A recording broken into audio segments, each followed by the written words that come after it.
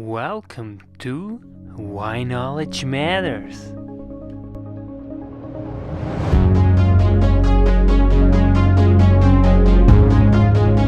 You were mentioning radicalization, and it can lead up to terrorism, which is obviously extremely troubling. Now, is there signs that people are looking for something in order to gain some relevance or meaning in their lives? Or is it just that there are some groups that try to convince some people to act atrocities on their behalf? What do you think? Why is this that there is an increase in radicalization, but also to some extent in terrorism, as you just mentioned? When you mentioned between 2007 and 2014. Yeah. Okay, so there are push factors and there are pull factors. And here is where the school can do a lot. Because the literature shows, and I did with my graduate students a very large study. The first one that we did was in 2016, which was the first literature survey of education and extremism. And we found that there were certain pull factors and push factors. And the push factors are the ones that both are related to the school, and where the school can do a lot, as they can have a significant impact, because they both marginalize students, and there are ways that entice students. Okay, so there are individual level factors. And these individual level factors are perceived threats to personal and collective identities. So that if you think somebody is insulting me or my religion or my group or my religious group, then it results in alienation and humiliation, leading to hatred and anger. And this is very important because when it leads to alienation and humiliation, it has harmful effects on the student's behavior as well as their level of achievement, but it also makes students feel that they don't belong and they look for something where they might belong. So it's something that's pushing them away, that somebody hates my religion, hates me. I'm going to go away from here and go where I'm liked. People like to be liked. So that's one thing, a perceived threat. And we need to pay attention to people's religious, ethnic, and cultural differences. We need to validate their identities, and we need to make classrooms safe from racism and sexism and all the isms that discriminatory, prejudices and discriminatory behavior. These are the basic tenets of a multicultural pedagogy, critical multicultural pedagogy, that you will include everyone, make everybody feel you belong. And that is where the school is very, very important. Then there are personal factors, such as boredom or lack of challenge in life. Particularly people who have grown up in financially secure and materially comfortable environments often find there's no challenge to life. So they look for something exciting, something different, an adventure. And in Western countries, but in upper class sections of developing countries, the countries of the South, people are looking for a challenge. So it is very important that in schools, we give them that challenge.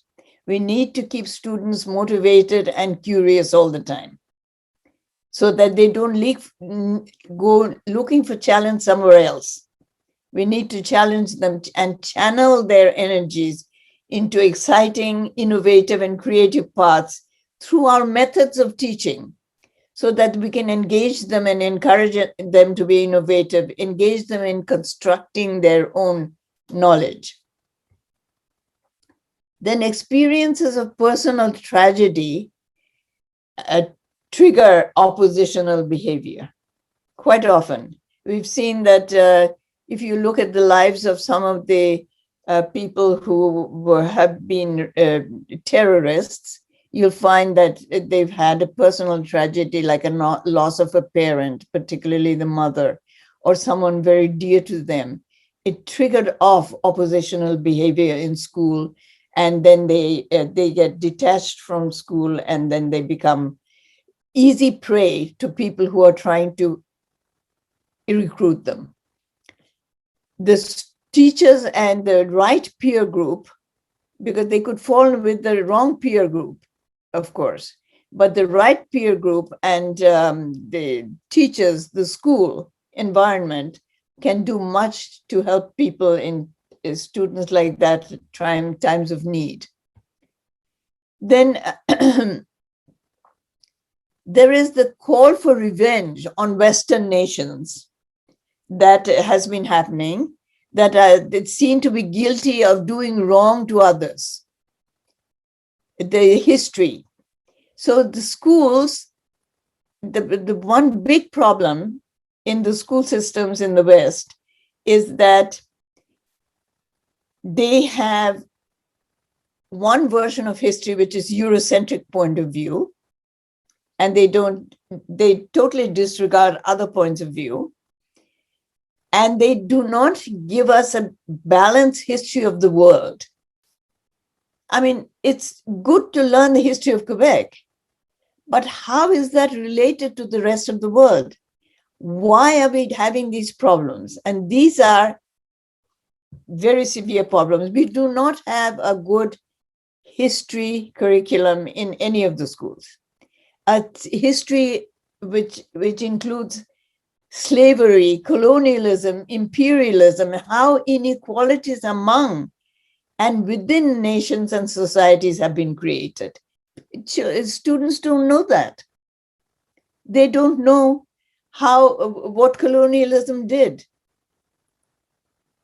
to the countries of the South. Why are they impoverished now? Because because of histories of colonialism and what happened after that. So several factors. So these are where schools can help. Then there are several factors at the community and societal level. And this is discrimination and segregation and bullying, marginalization from mainstream society. And this kind of rejection of people by discriminating against them in, like when you go to rent an apartment, you won't give it to me because I'm not white, that kind of thing. Excluding people rather than inclusive society. This is, and what Charles Taylor has called being misrecognized or not recognized, unrecognized. This has tremendous impact on a person's identity and self-concept. And so these are things that trigger violence for retribution, for some kind of revenge. And so that when things like this happen, when there's an incident that happens, very often teachers try not to discuss them because they feel that the parents may not like it, or they don't know enough about it, and so they just don't even discuss these controversial topics. If there's a big thing like that happened in the US in the Congress, a big event like that, if they don't discuss that, the children will hear about it. They will see it on TV. But what are the reasons, how it happened? This kind of discussion should go on with the teacher. Teachers must discuss controversial topics and allow different points of view, allow students to say what they think and what they know, and then reason with them to see why did they come to that. Teachers have great impact on identity development because identity is formed in relationships with the peer group and the teachers. And radicalization is one way of reasserting their identities. So when they feel that they don't feel good about themselves, they want to do something that's antisocial.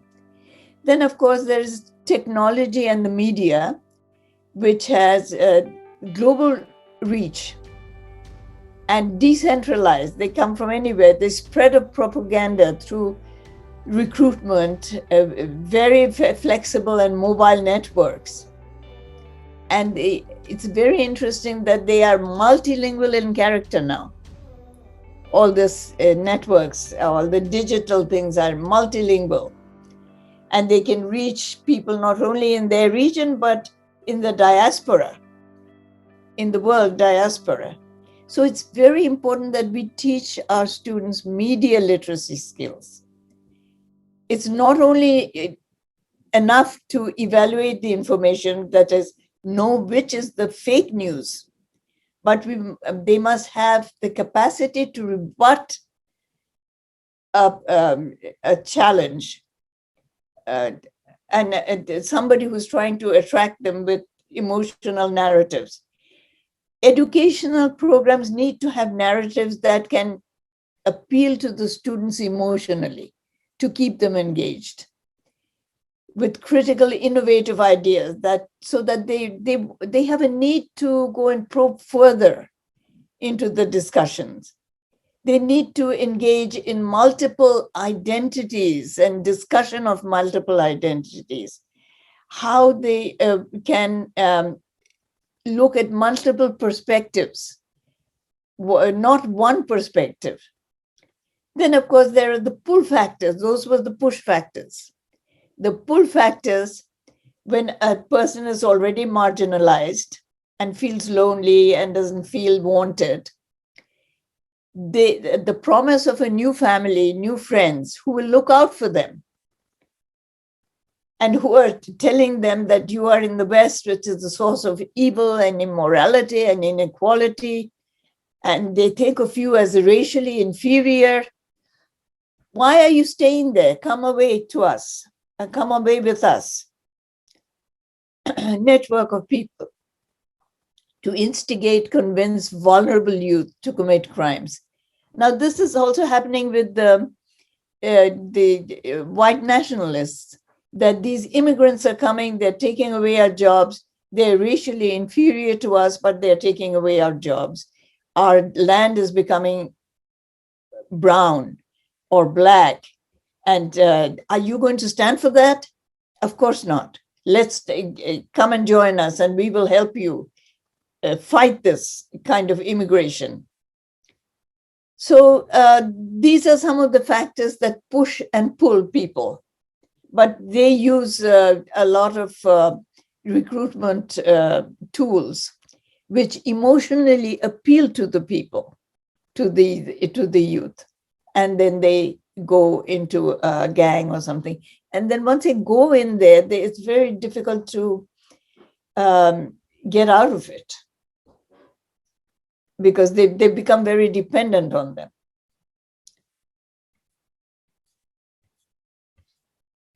So this is an answer to your question about how they get into these acts.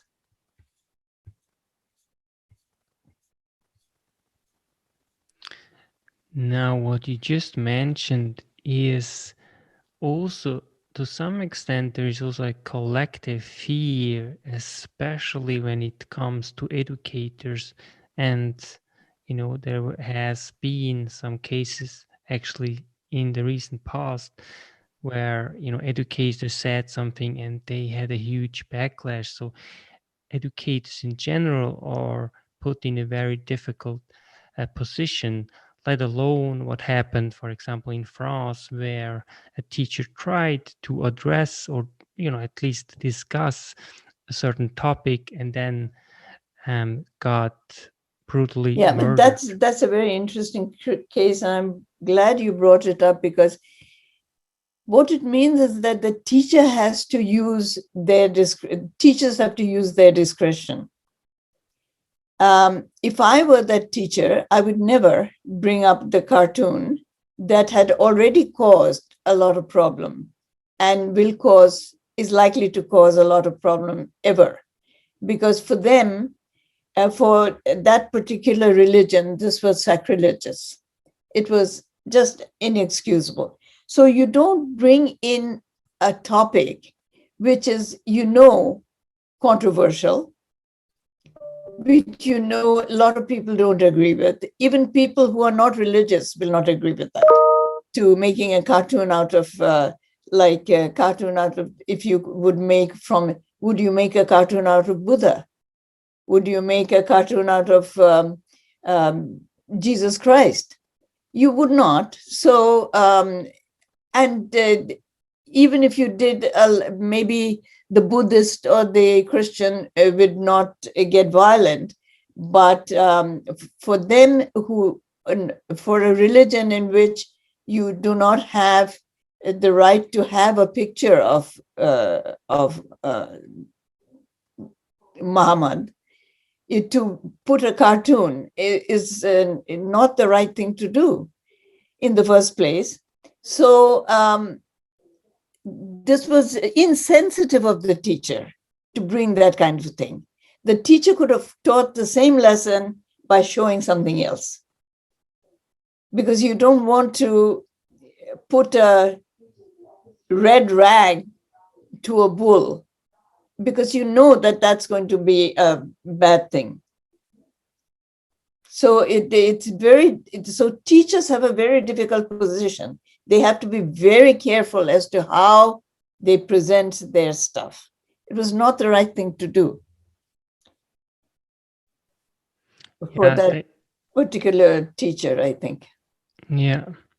Yeah, that's a very important point that you bring up. On the other hand, also it becomes extremely difficult then in general also for society to actually bring up some very difficult topics in general. It's let alone religions, obviously, because also politicians, they usually do not have, because they want to get re-elected, actually address some very important and pressing issues in society. And so then ultimately we have almost this difficult situation where we don't even talk, we don't even have the tools anymore to talk and have a dialogue with one another about some very sensitive topic, but nonetheless they are pressing. So what do you think? How could we foster to some extent dialogue within the school, for example, to open up spaces where people can exchange and have those difficult discussion that we need to have, whether it is right now or for the future? Yeah, it's important for students to, one way of doing that is to discuss current events. It's to discuss current events and look at many possibilities of what is happening in society, because every day you have all kinds of things happening. And if they discuss them in class, rather than just follow the curriculum, I have to finish this math problem and I do math only. But math is related to society. And science is related to society. Social studies is related to all of these. They're all intersectional. So you need to talk about them. Maybe you can make a math problem out of a current situation, but you need to teach them about society. You need to teach them about how we are all related in different ways, how different people think differently. Why do they think differently?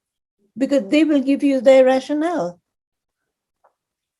They think, because many paths lead to Rome.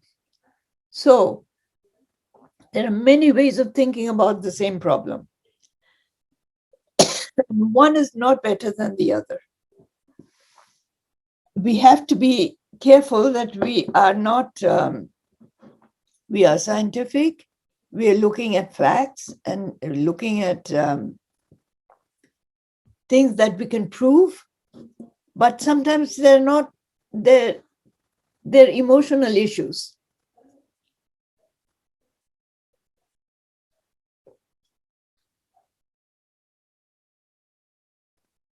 So they have to be able to, in the classroom, have everybody pitch in and talk. And then perhaps weekly or monthly for the whole school to come together to talk, discuss something very important that happened in the world or happened in the community or happened in history. Canada has established a very good framework for an equitable society through legislation.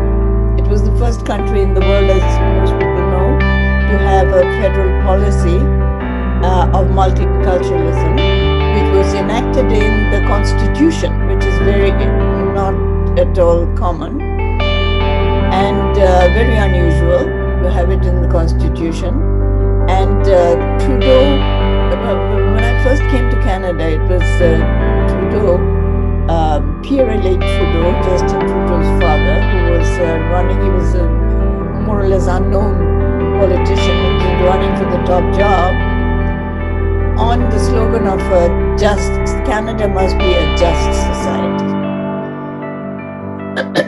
And said that the just society will be a united Canada, united because all of its citizens will be actively involved in the development of a country where equality of opportunity is ensured and individuals are permitted to fulfill themselves in the fashion that they judge best. But that policy was not interpreted as an equality policy. It became translated into a song and dance routine where people talked about keeping their heritage cultures and their languages.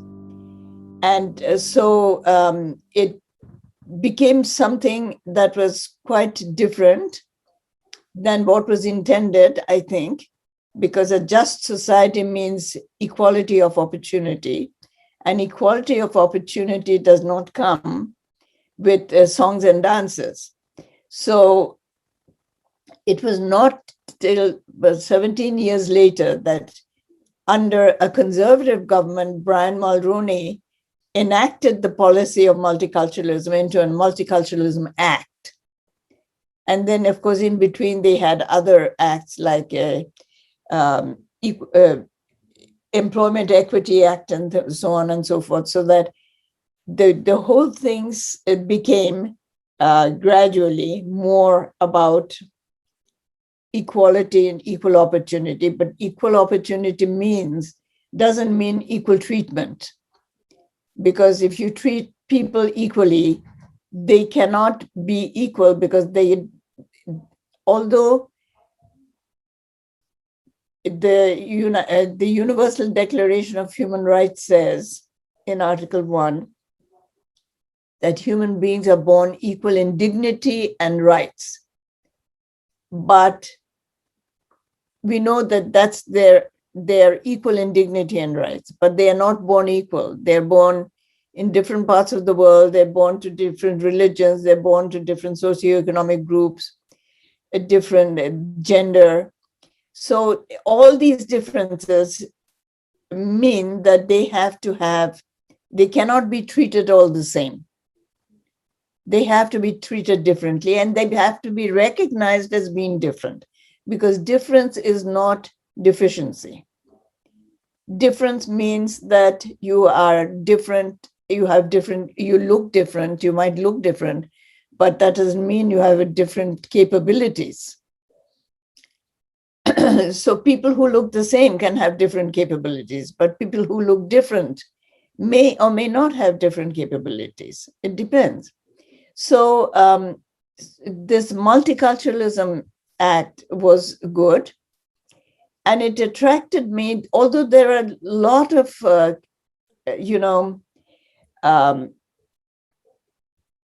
arguments against multiculturalism.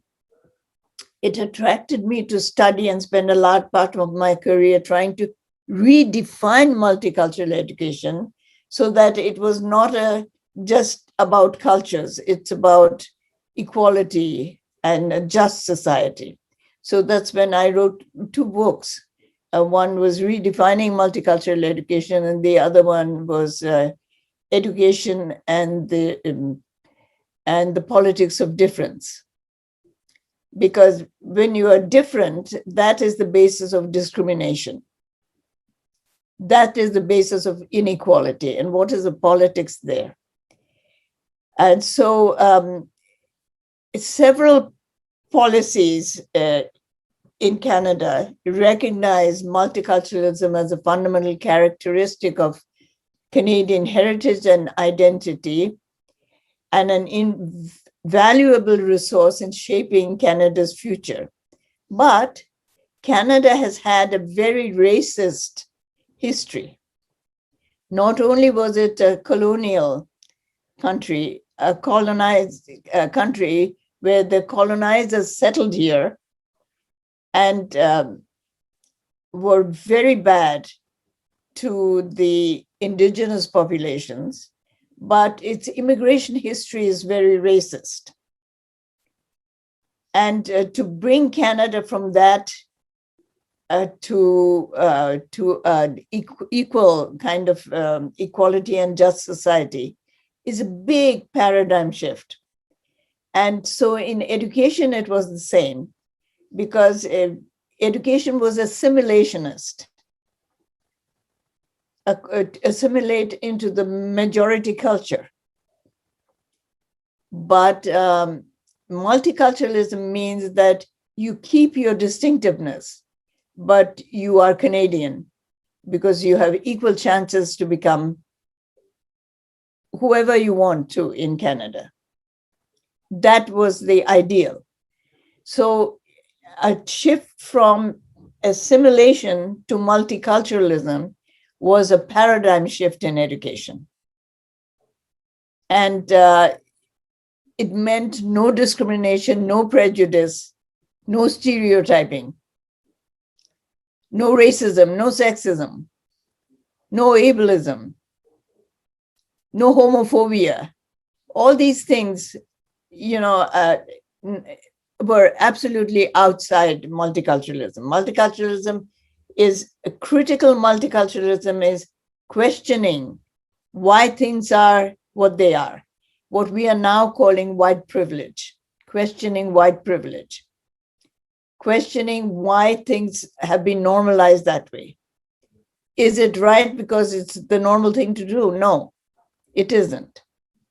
And why? Because we all need a chance. So this kind of situation was very important for the education, multiculturalism in education. But one of the big problems I had with this policy was that when multiculturalism policy came, and even now, the British and the French majority groups kept themselves out of the multiculturalism framework.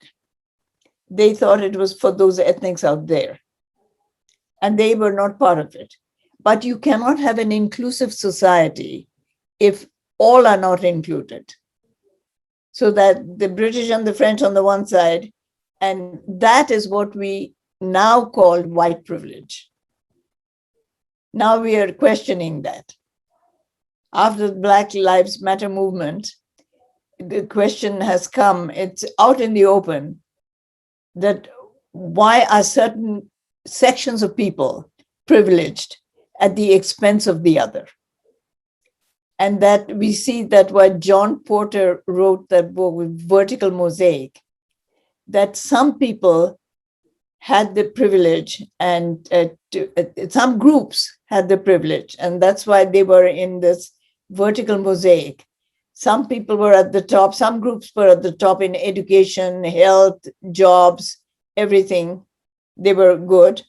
And some people at the bottom, no education, no money, everything, lack of health and food, and so on and so forth. So, but that has that changed in Canada? No. So when that doesn't change, there is this always this opportunity to do better, but we have to do that through education, because it is making economic insecurity. It's causing insecurity in people in many ways. So education is very much involved in developing that security for people, economic security. Now, you had asked me the question of why does ERC, why was it taken out, or why is it going to be taken out? It's not yet done.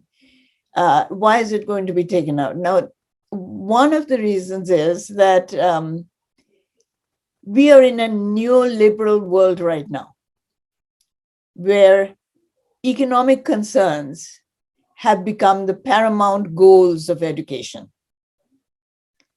And because of that, education is focusing on job skills. They want to teach job skills. But if they do that at the expense of emotional development, emotional well-being, then we have a big problem, as we saw during the pandemic. Now, one thing that came out in the pandemic is that well-being has become a focus. Well-being of students, well-being of the general society, well-being of everyone. So many seminars are going on, webinars are going on how to enhance well-being, how to maintain well-being. The most importantly, in business, well-being is a very important thing, because they know that if workers are not well, they will have no business. They will not have profit. So when the economic thing comes, that's when it really matters. And so well-being in schools, we cannot focus on work skills at the expense of well-being, emotional, caring, empathetic society in school. As classrooms, we need to focus on care and concern and cooperation for others. And that kind of thing has come out in the pandemic, that we need to understand that we are not all by ourselves in this world. It cannot be only me. It has to be we. Because if I am not well, then we are not well. If one person out there is not well, I'm not well. I'm in danger. I'm not secure. So that kind of a problem is there when certain groups think they're not part of multiculturalism or multicultural policy. They think that why should I got a book yesterday. I ordered it. This is what does injustice have to do with me? And these are privileged white students who are being told that social justice is important, and they're saying, well, what does that have to do with me? I don't have a problem. I'm privileged. See? But if you're privileged, you're not going to be privileged for very long, because there's going to be problems in society. And one of them is this kind of pandemic. Well, let's say an earthquake.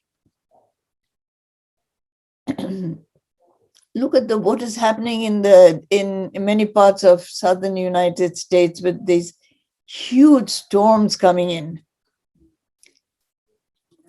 Everybody's affected because there's no, the virus, for example, doesn't distinguish between those who are privileged and those who are not.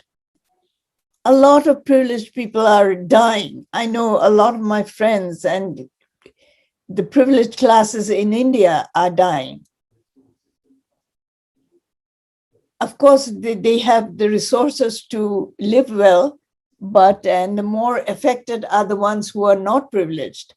But they all are affected. Everybody's affected. So it's very, very important for us to understand the interdependence of people. And that's one thing we need to learn in school, that we are interdependent. Each country is interdependent on the other. That I cannot be by ourselves, cannot. You can stop the airports, you can stop flights, but the virus will still come. The virus does not know borders. It does not know social class. It does not know religion. It just attacks. So that's an indication of what multiculturalism should be about. That we are one human race and we are dependent on each other. We are infected through each other. We can have a peaceful society only if we agree with each other. Otherwise, we're not going to have peace in our societies. We're going to just kill each other. So we have a system, a framework in Quebec. Now, multiculturalism policy has another problem, and that is in education, it's a problem because it's a federal policy. And some of the provinces have taken it, some haven't. Because education is a provincial responsibility. So here, some of the provinces have accepted multiculturalism in their provinces. Some haven't. Two groups that haven't, right from the beginning, done anything, have rejected it. Not only not accepted it, but they have rejected it, is Quebec, because it came at a time of Francisization. And the Quebec was very, very involved after the Quiet Revolution in preserving its culture and language, because it's only 2% in North America, the population. They have to keep their culture, their knowledge, their language alive. And so they had to reject multiculturalism because that would mean diluting the language and culture. Even though bilingualism was there, everybody naturally goes to English rather than to French. People who are coming in, even though they're taking, they have the right to take in immigrants who are French speaking, they're bringing them in. They know that there's a tendency to go to English because because of opportunities in English. And the Indigenous groups have rejected multiculturalism because they said that we were here before you came in, before even the colonizers came in. So what are you telling us to do? So they didn't accept they rejected it, and Quebec rejected it. Quebec has interculturalism as a policy which is not enacted. They say it's a policy, but it has not. There's no act in legislative act. It's not in legislation. But they have a very good human rights bill, a Charter of Human Rights. Quebec does. And multiculturalism, when it's translated into education, it's helped now by postmodern theories, which question the meta-narratives of Europeans as applying to all people. And there are discourses of hybridity. All of these help redefine the critical aspect of multicultural education so that it's more like anti-racist school policies which have been developed in Ontario and British Columbia, for example. And so despite its history of colonial settlement and racist immigration, and Canada is portrayed as a peaceful country which welcomes immigrants and works towards a just society. And more recently, the very dramatic welcome of 25,000 Syrian refugees added to that portrayal of Canada as a welcoming country, because it stood in stark contrast to the executive order that had been passed in the United States just before that, which barred people from Muslim countries, and including Syrian refugees, to come to the United States. So it was in stark contrast. So what's education's role in this? If students are getting multicultural education, which is aimed at a peaceful society, why are Canadian schools also still violent? Why is violence increasing as in the rest of the world? That's the question we have to ask. What are we doing as teachers and politicians and policymakers? How can we make this,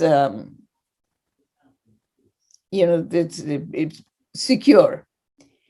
The basic concept of security is broad and basically refers to protection from harm, taken from the Latin word securitas, which is without care or anxiety.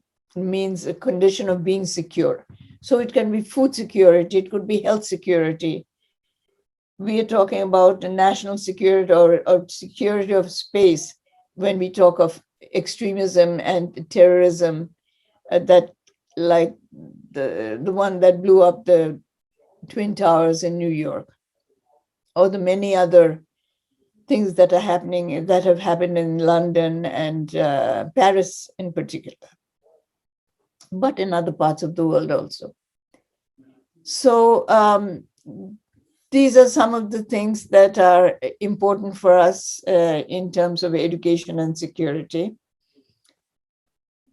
And it was only in June 2018 that for the first time Canada added white supremacist neo-Nazi groups to its list of terrorist organizations. But all these people who are becoming neo-Nazis have been through Canadian schools. And what are we doing to preempt them from going there? That is the big question.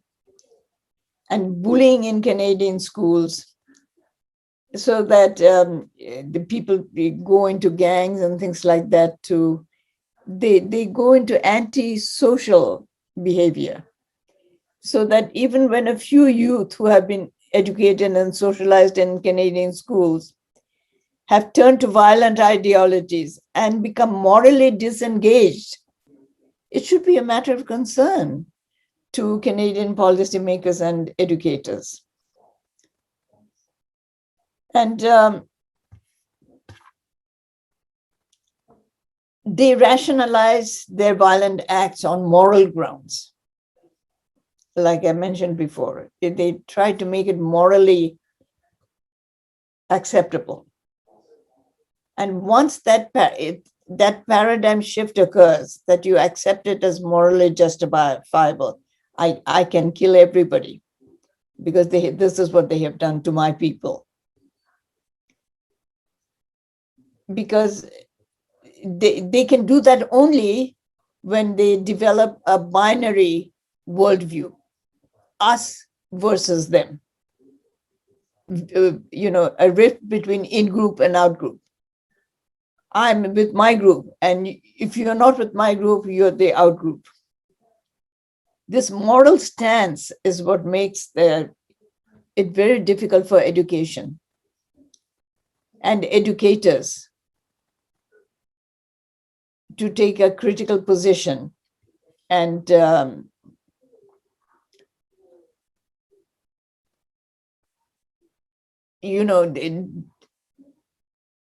try to avoid the trigger factors, the push and pull factors which trigger them to do something wrong, to do something violent. And that is a very big challenge for educators, very, very big challenge.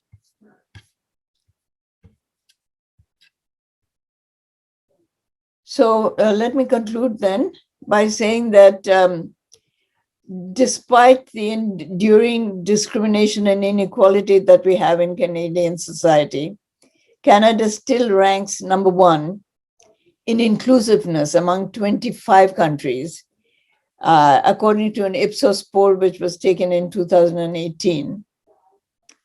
Although we have a long way to go in various areas, especially for Indigenous groups. We have a long way to go. Canada has a long way to go. But there is a foundation of an inclusive society, is what I'm trying to say, through the legislations that have been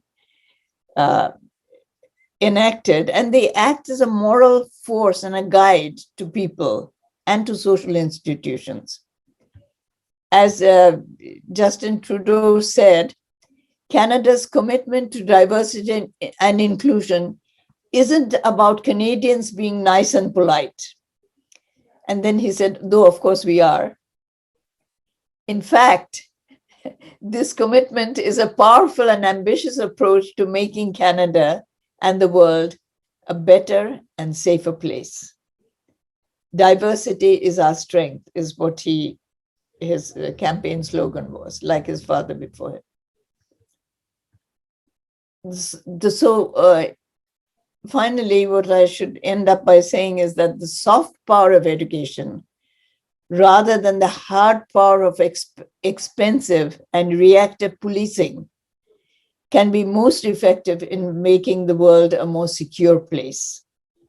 And education has a big role to play in that security, in achieving that security. What made you interested in the emerging area of education and security? Well, it relates to my work on multiculturalism. When I saw that people were still being marginalized and violence is increasing because of marginalization of certain students.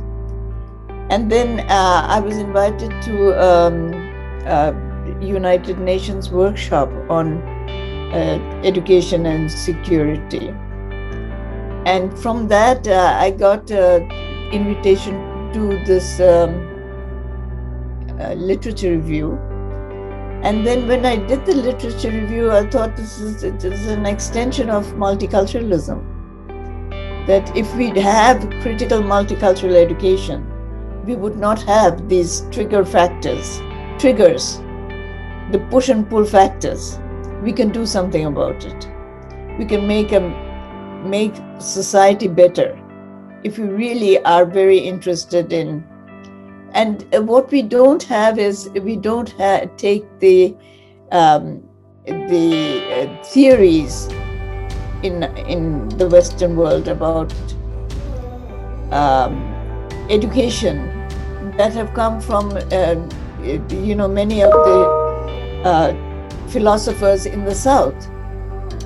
Confucius, as early as the 6th century BC, talked about it. Rabindranath Tagore in India talked about inclusiveness and interdependence and the importance of humanistic education. And Paulo Freire, for example, the Latin American, we read a lot about him, but he talked about conscientization and how humanistic education, how vulnerability and the psychological impact of vulnerability was so important to him. And then, of course, we have the African philosophy of Ubuntu, which Nelson Mandela talked about a lot, which talks about community and interdependence. It's not that there haven't been Western educators who have talked about child-centered education. They have Rousseau, Dewey. They've talked about child-centered education, but the community involvement, the whole child, in terms of the whole community being involved in the child's education, the interdependence of nature with nurture, that importance comes through many of the Southern philosophies, but we don't think of them, we don't learn them, we don't take from them. So we need to, that is what made me interested, that we need to bring in more of those Southern philosophies into the Western world and see how we can change the focus on skills and cognition and competition and, ranking and that kind of thing. We have to make education a little more approachable, more fun for students. They have so much technology now. You have to challenge them in many more ways than we used to do before. So they have many things to attract them. You leave a child with a little computer or a little phone even, and they're okay. They can do many things to keep themselves occupied. Your favorite book or author? My favorite book, author is Tagore, Rabindranath Tagore from India. And I have many favorite books. I'd like one book in particular called The Discovery of India by Nehru, which I thought taught me a lot, because he was a very good, although he was trained in Cambridge in chemistry, he was a wonderful philosopher, and his writings were very, very interesting to me.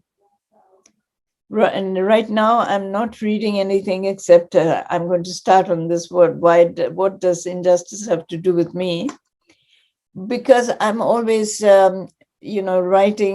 reading the stuff that I have to in order to do my publication deadlines, meet my publications and the requests that I have for the publications. So I haven't been reading much lately, but there is a book that I want to read called The Benevolent Democracy, which I've looked through and find it very, very interesting. Your wishes for the future? Peace, and I wish that we would give a scientific mindset to our students, so that they would not ask questions like, will my genes become different if I take the vaccine? They would not ask questions like that. They would say that I need to take the vaccine because I need to keep the world safe. So how do we get peace? We get peace by